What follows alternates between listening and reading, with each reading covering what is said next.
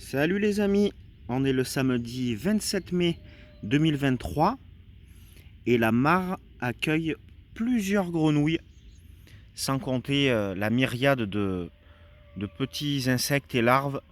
Voilà, il y a aussi une production d'algues, voilà, que j'essaye d'enlever les algues vertes là au fur et à mesure. Voilà, ça me fait de l'engrais pour le reste du terrain. Et donc voilà, l'objectif d'accueillir la vie et d'avoir un milieu aquatique supplémentaire, il est atteint, juste pas loin du potager.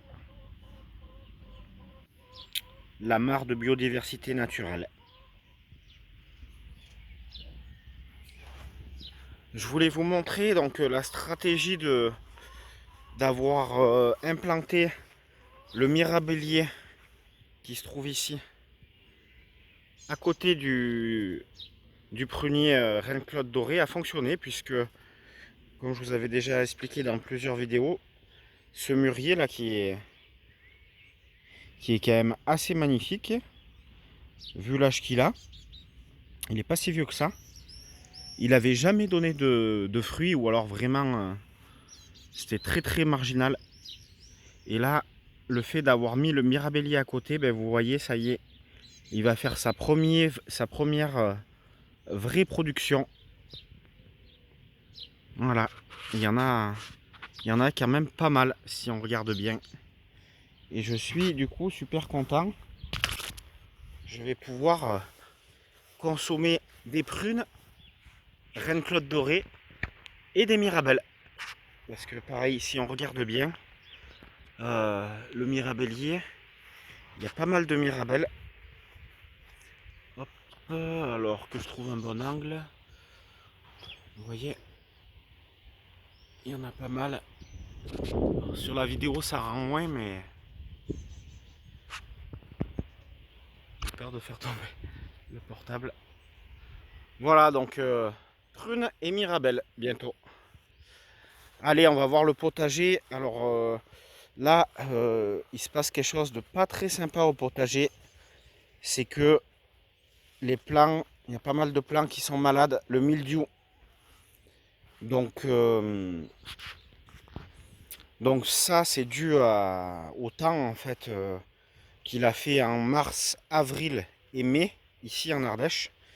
Le temps a été humide. Alors il n'y a pas eu des grosses quantités de pluie, il n'y a pas eu des grosses quantités de précipitations, mais ça a été souvent couvert, gris et avec un tout petit peu de pluie, mais vraiment des fois sur la journée entière. C'était pas des grosses quantités d'eau, mais voilà, et du coup très humide. Et donc avec des températures qui n'étaient pas très élevées, mais qui étaient quand même douces. Et donc un cocktail idéal pour le mildiou. Et là, malheureusement, comme vous le voyez, ça là, toutes les taches brunes que vous voyez là, c'est le champignon qui attaque les plants. Et là, sur cette parcelle-là, c'est quand même relativement contaminé. Donc j'ai fait un traitement en urgence hier, donc à la bouillie bordelaise. Vous voyez toutes les taches bleues que vous voyez là, c'est la bouillie bordelaise que j'ai pulvérisée hier pour essayer de stopper l'attaque de mildiou. Alors la bouillie bordelaise, c'est utilisable en agriculture biologique. Bon, c'est pas naturel, hein, ça reste du cuivre, du métal. Mais en gros, c'est soit ça, soit j'ai aucune récolte. Donc voilà, j'ai essayé de sauver la récolte. C'est pas gagné parce que vu que voilà, c'est pas un produit chimique non plus, ça tue pas le mildiou, ça empêche sa propagation. Donc on va voir. On va voir. Et donc toujours j'essaye de gérer les doryphores. Voilà, donc ils se laissent attraper assez facilement. Donc d'une main, c'est pas évident, parce que moi j'ai ma technique d'habitude. Mais d'une main, c'est pas évident. Donc en gros, ma technique, c'est que j'attrape le corps d'un côté Et délicatement, je viens lui détacher la tête de son corps. Et du coup, après, il est plus nuisible pour les cultures. Et alors, le gros souci, parce que cette planche-là, c'est de la pomme de terre nouvelle. J'en ai pas encore récolté, mais je pense qu'elle est prête à récolter en pommes de terre nouvelle, hein, puisque je les ai plantées le 23 mars et il faut compter 70 jours pour qu'elles arrivent à terme en pommes de terre nouvelle. Donc ça, c'est pas trop grave parce que je pense que dessous, la production est là. Par contre, ce qui est beaucoup plus grave, c'est que cette même maladie a attaqué les tomates qui se trouvent à côté, qui fait partie aussi de la famille des solanacées, comme la pomme de terre. Et là, vous voyez les taches brunes là sur tomate. Ça, c'est le mildiou. Et ça fait craindre, ça me fait craindre le pire. Donc le pire, c'est que les plants de tomates soient complètement anéantis et de ne pas avoir de production. Heureusement, les plants de tomates qui sont issus de mes semis, qui sont très en retard, ont repris du poil de la bête, malgré le fait que je ne les ai pas repiqués en godet individuel. Ils ont repris du poil de la bête. Du coup, je vais pouvoir en implanter au potager normalement. Et ça, du coup, je vais avoir des tomates bien plus tardivement avec cette série-là. Mais peut-être que c'est les seules tomates que j'aurai, vu que le reste a pris la maladie. Donc j'ai traité également les courgettes, les cucurbitacées en préventif cette fois-ci. Donc en fait, l'erreur que j'ai faite, c'est que j'aurais dû traiter en préventif les solanacées, tomates et pommes de terre, avant que le mildiou n'apparaisse. Comme j'ai l'habitude de faire le moins de traitements possible, j'ai pas fait de traitement préventif et ça a été une erreur de ma part, puisque le mildiou est maintenant présent et se propage dans le potager. Voilà. Les concombres, ils ont l'air d'avoir été relativement épargnés par le mildiou pour l'instant, bien qu'il y en a un là qui est crevé là-bas. Alors par contre, là où le mildiou s'est fait plaisir très rapidement, c'est sur les plants de... Et ça, je vous en avais déjà parlé, je crois, dans une précédente vidéo. C'est sur les plants de pastèque ici.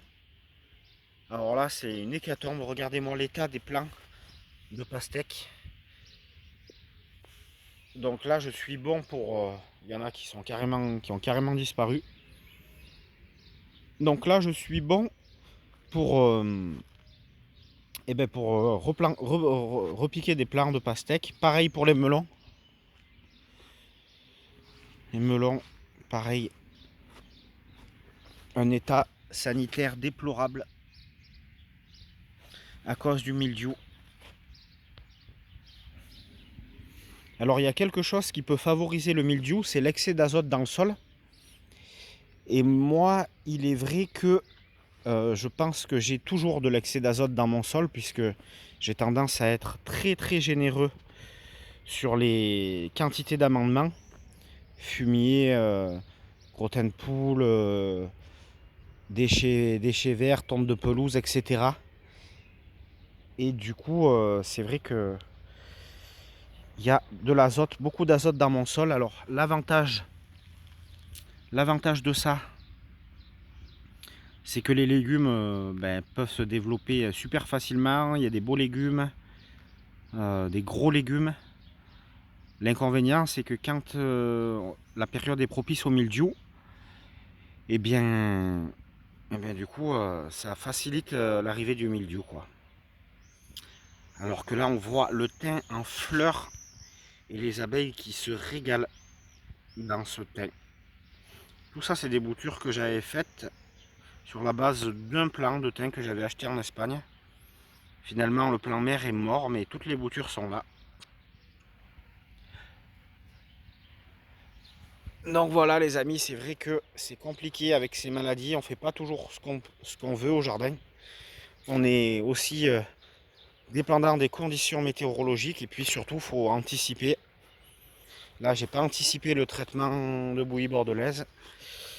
Et voilà, je suis attaqué par le mildiou. Ça c'est mon travail de ce matin.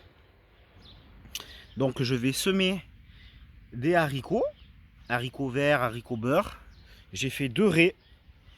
Donc là, ici, il y avait du paillage avec beaucoup de crottin de cheval.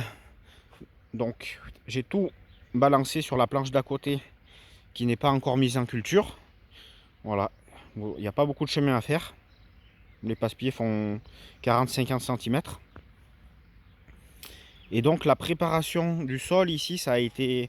J'ai utilisé 4 outils que vous voyez ici, même 3 parce que la fourche elle m'a pas servi à préparer le sol. Donc le croc il m'a servi à ramener le paillage et en même temps à désherber les herbes sauvages qui avaient traversé le paillage. Le râteau ben, il m'a permis aussi de faire des tas. Une fois les tas faits, j'ai pris la fourche pour évacuer les tas. Ensuite avec le croc j'ai fait un léger binage du sol en surface, mais il n'y a pas eu de bêchage, rien. Pas eu de grelinette, rien, juste un petit coup de croc pour, voilà, pour enlever les dernières herbes sauvages. Et puis un coup de râteau pour égaliser. Et après je me suis servi de cet outil là pour faire les 2 raies. Et voilà, le sol est prêt pour accueillir la culture de haricots. Donc là maintenant, semis, on referme les sillons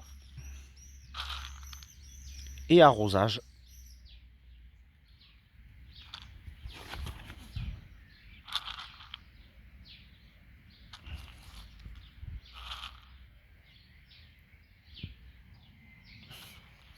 Bon, j'ai fait quelque chose que j'aurais pas dû faire, je m'en rends compte en le faisant.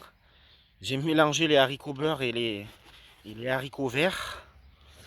Or, ils n'arrivent pas forcément à maturité tous en même temps. Ce qui fait que ça va complexifier un peu la récolte. Mais c'est pas grave, c'est pas une grosse erreur.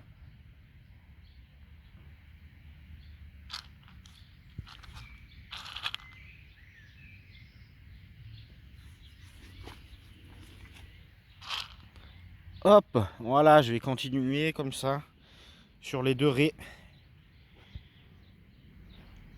Et puis voilà les amis, dites-moi en commentaire si vous avez eu des problèmes de mildiou vous aussi, puisque je pense que je ne suis pas le seul à être contaminé, vu les conditions météo qu'il a fait les 3 derniers mois sur la France.